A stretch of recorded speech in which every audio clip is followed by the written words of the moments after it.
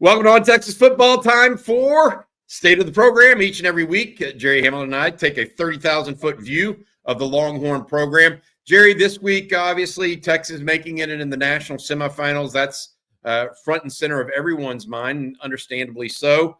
But there are other things going on, including recruiting right now. You've been mentioning the January 25th Junior Day. You're out and about going into Louisiana and the Metroplex this week, talking to players.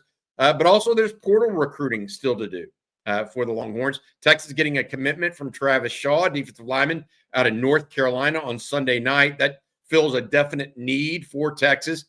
So I'm going to ask you kind of this blanket question.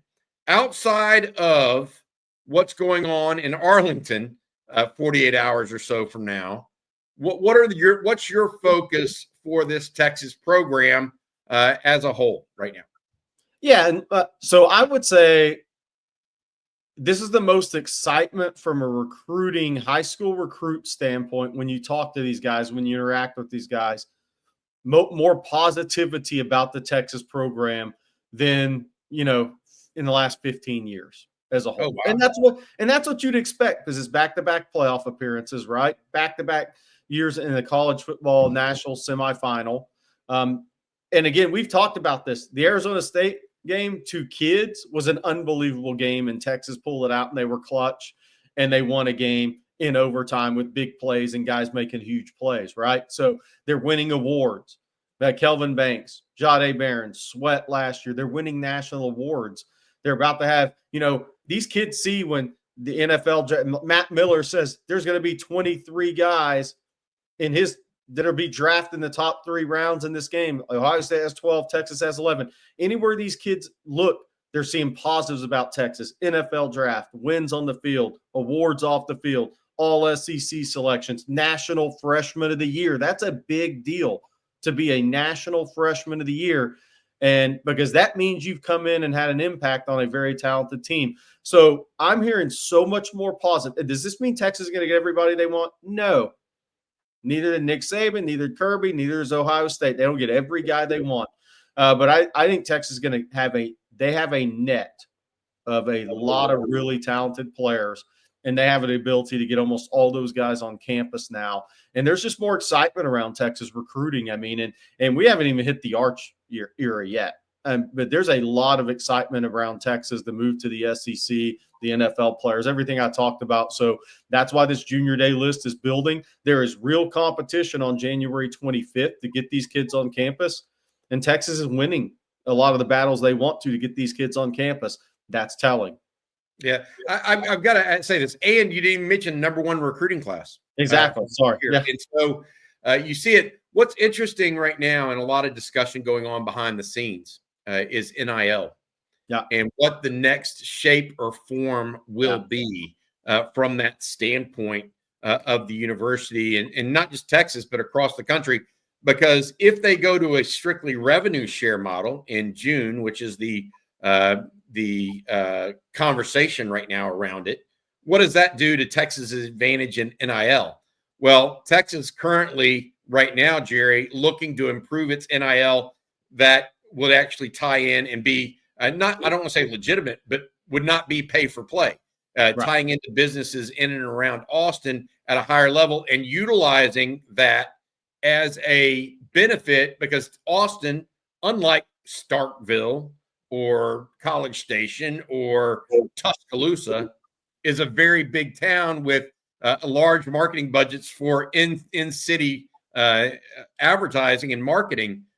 So I think that you tie all that together with the idea that Texas is still going to try to have a very robust NIL program and not just simply a market share or salary cap share for its players. I think that this could be a situation that's really going well, even though Texas has benefited just from straight NIL at this point as well.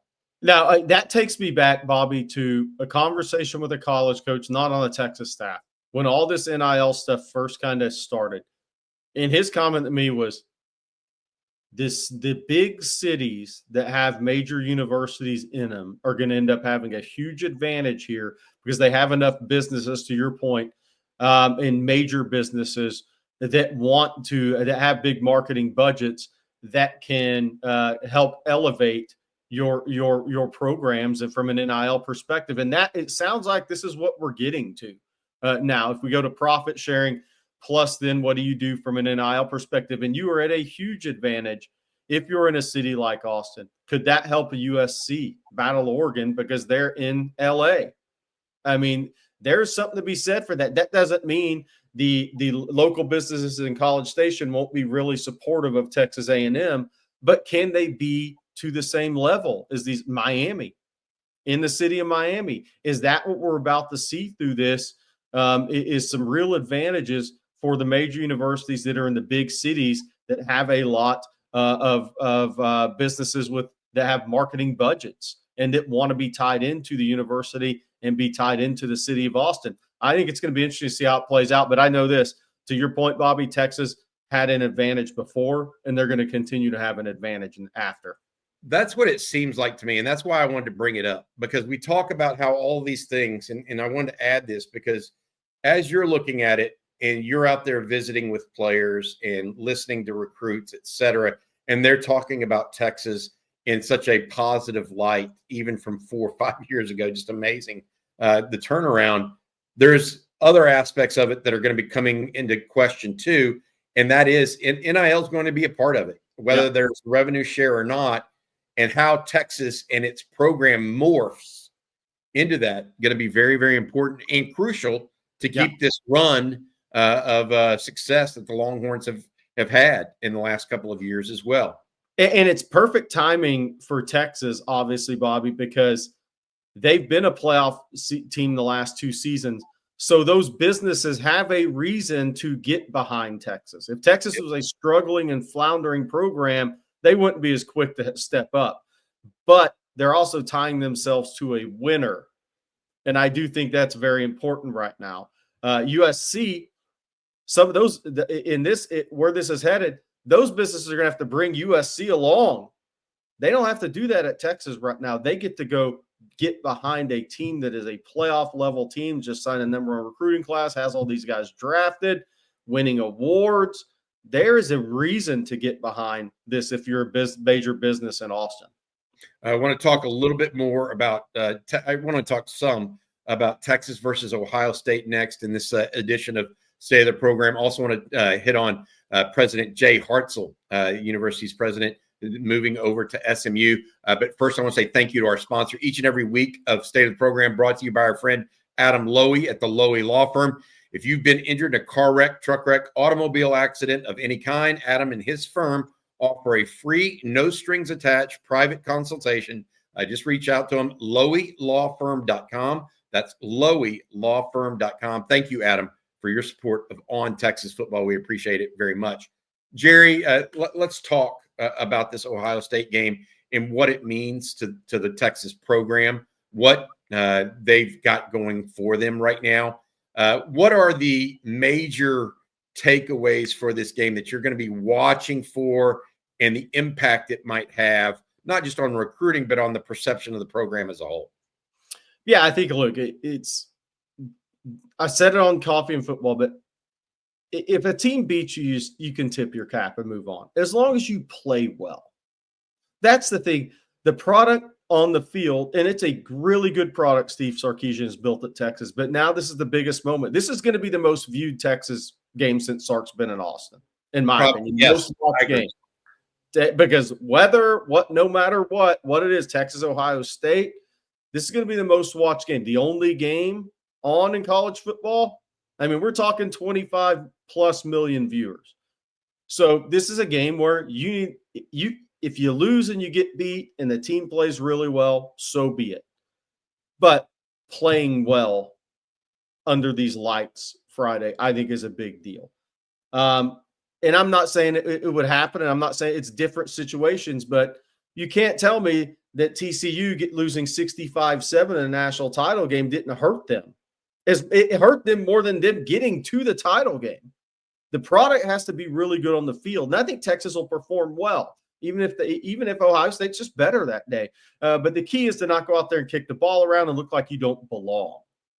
I don't care how much you've won. If you look like you don't belong, there is a little bit of a lingering effect to that, especially if you're trying to recruit against that same team.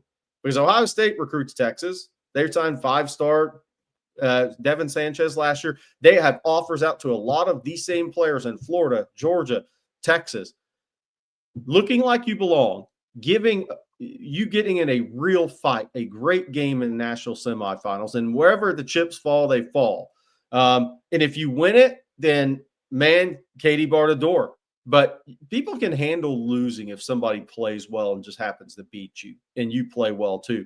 Where it gets into issues is if you just lay an egg. And I don't expect Texas to lay an egg, but I do think it's important to have a really good and exciting game, a game that you kind of continue to brand yourself in your program. And I think we're going to see that from Texas.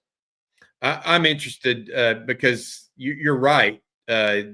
Obviously, the problem is Ohio State dispensed with Tennessee and Oregon in a fashion that was somewhat dismissive and one-sided. Perhaps Ohio State, and this is what they'll tell you, they feel like they're LSU 2019. Yeah. They're hitting their stride right now, and they're just unbeatable. If that's the case, then you tip your hat as well, but they have to see that all the way through. I'll say this as it relates to Texas in this game. I agree with you that it'll be the most watched college football game to date. Yes. In the United States. I mean, what the national championship is a different story.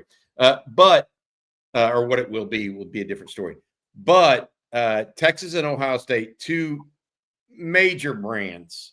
The other thing that I'm thinking of as we go through this and what we'll see on Friday night, no one can truly predict what we're going to want to see. I think Texas has to stop the run. I have to think they have to make Will Howard beat them. I think Quinn Ewers has to get going in the run game, whether it's the traditional run game or the outside receiver screens. That has to get going for Texas to win. The thing that I think back to is a year from now, or even 8 months from now, August 30th, Texas is going to be going to Columbus. For one of these two teams, this is a back-to-back game against back-to-back teams.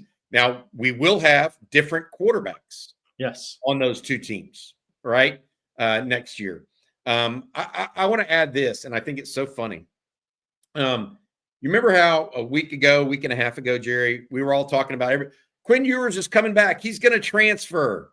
He's going to do this. Isn't it amazing how 1 4th and 13 completion completely shut those people up? Yeah. You haven't heard anything about Quinn Ewers transferring this week. None whatsoever.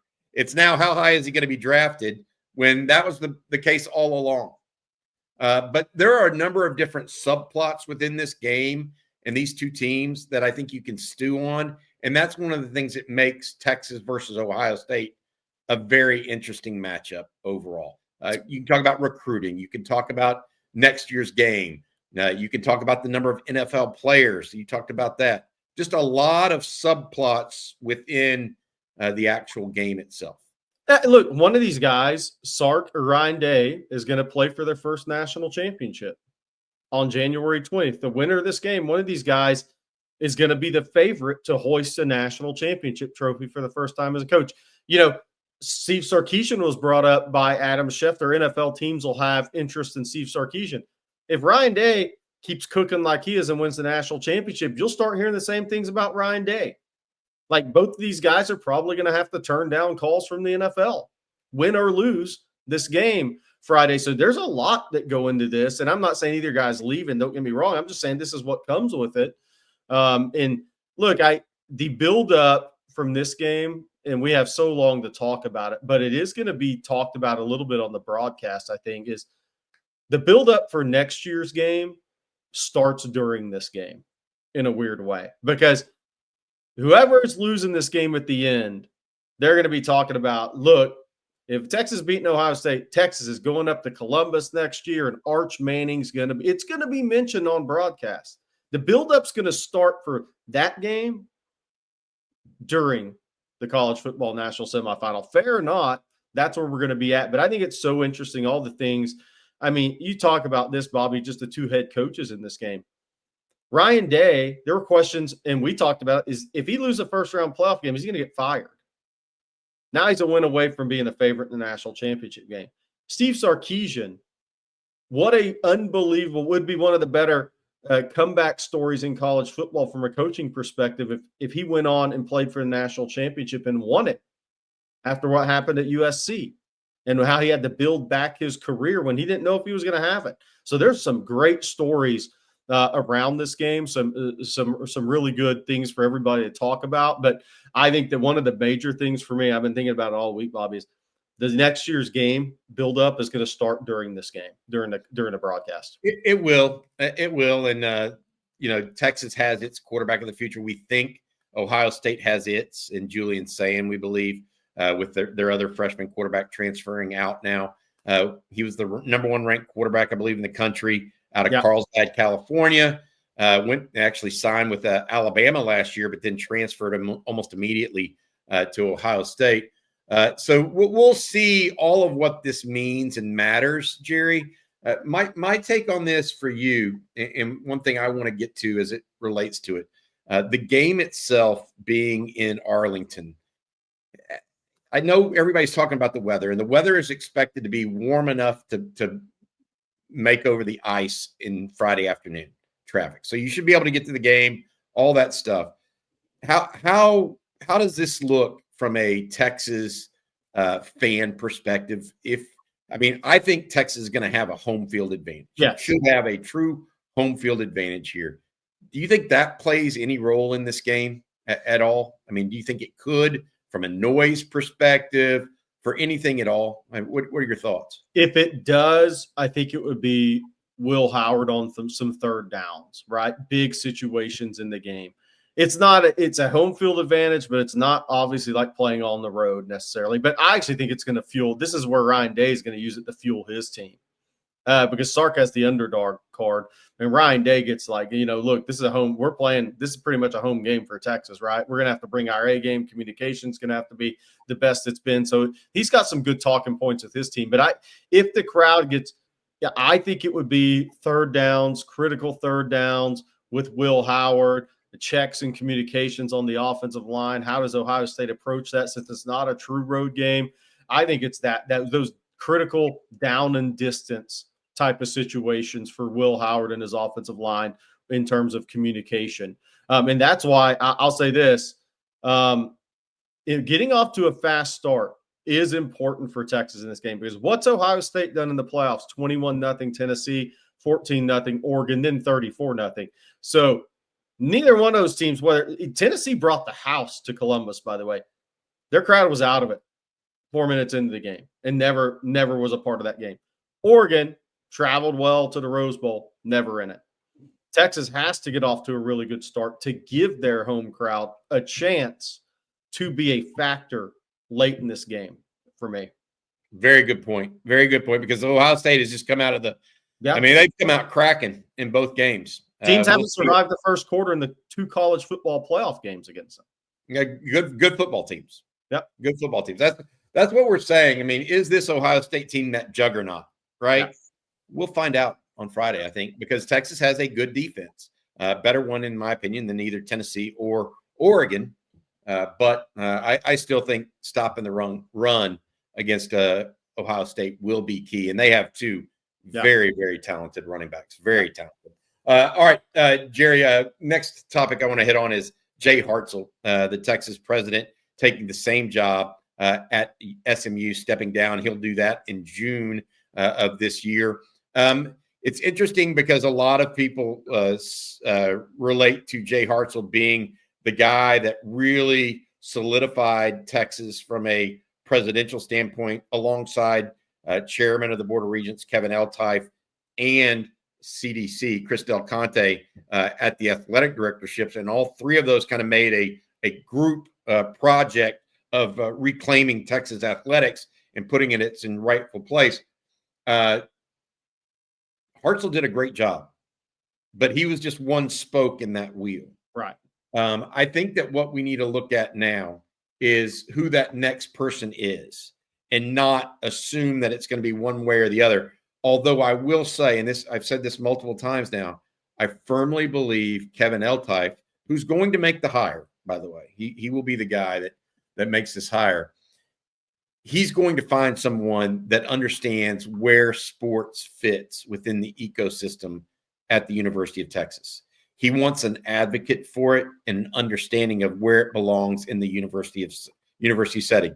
The old saying of athletics is the front porch of a university to the masses is 100% true.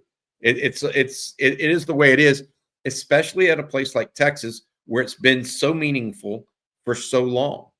It's not just, you don't go to Texas and just, I want to get a degree. That's not the only reason you go there. That's not the only reason you send your kids. I mean, there's a lot of pieces to it. Yeah. And I think that's something that Kevin Eltife understands. Yeah, and that's a great point because Texas is riding high in athletics right now. It's the best athletics program in the country. And now you've moved into a more competitive conference. And it's going to be tougher to maintain that on some levels. So that is very important to me because the timing of the move to the SEC and now losing Hartzel, you can't give up any ground in that regard. You have to.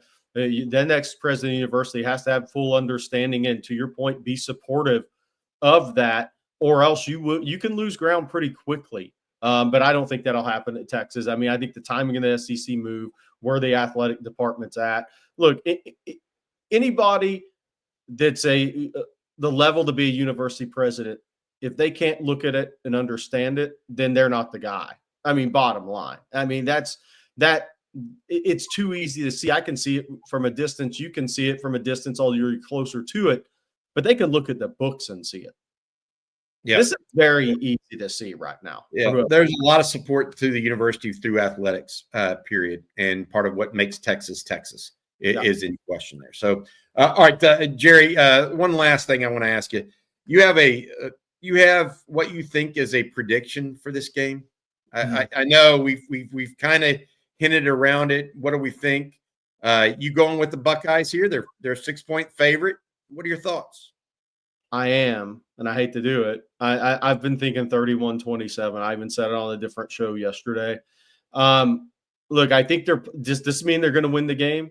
No, but they are playing the best football. I'd be crazy not to pick the team that's playing the best football. I mean, they haven't played a defense like Texas. They haven't played a pass rush like Texas, but they've still beaten the brakes off of Tennessee and Oregon back-to-back weeks and made it look easy.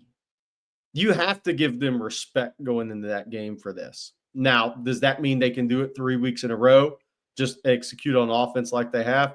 That's what they're going to have to prove. But the reality is they're playing. I don't care what happened in the regular season, the Michigan loss. I think that can be telling, but you'd have different personnel than Michigan. But they have found something offensively in their run game, some of their condensed sets offensively, I think. And they have Will Howard very comfortable.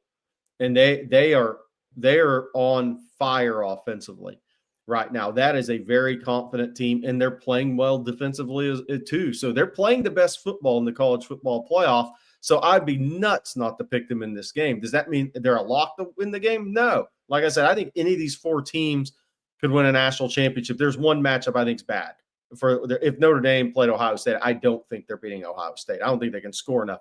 But if you can get into the right games with Texas not playing great offensively at times, Notre Dame can hang in that game because Texas hasn't looked like Ohio State offensively. I'm not sure they have that talent level that Ohio State does. I don't think they do. But I think Texas can win the game, but I am picking Ohio State 31-27. One of the reasons is kicking game and special teams. I'm concerned about it in this game. These things tend to pop up in the games that matter the most, can be a deciding factor. Popped up last week in Texas, scoring a touchdown with Silas Bolden, then giving up a fake punt, then also missing a couple of field goals that could have ended it in regulation. You're right. They tend to pop up at the most inopportune or highest pressure situations. That's interesting. 31-27 Ohio State's what you have. I'm leaning toward – I haven't made my official pick yet, but I'm leaning towards Ohio State as well. The question I have is what offense Texas comes with.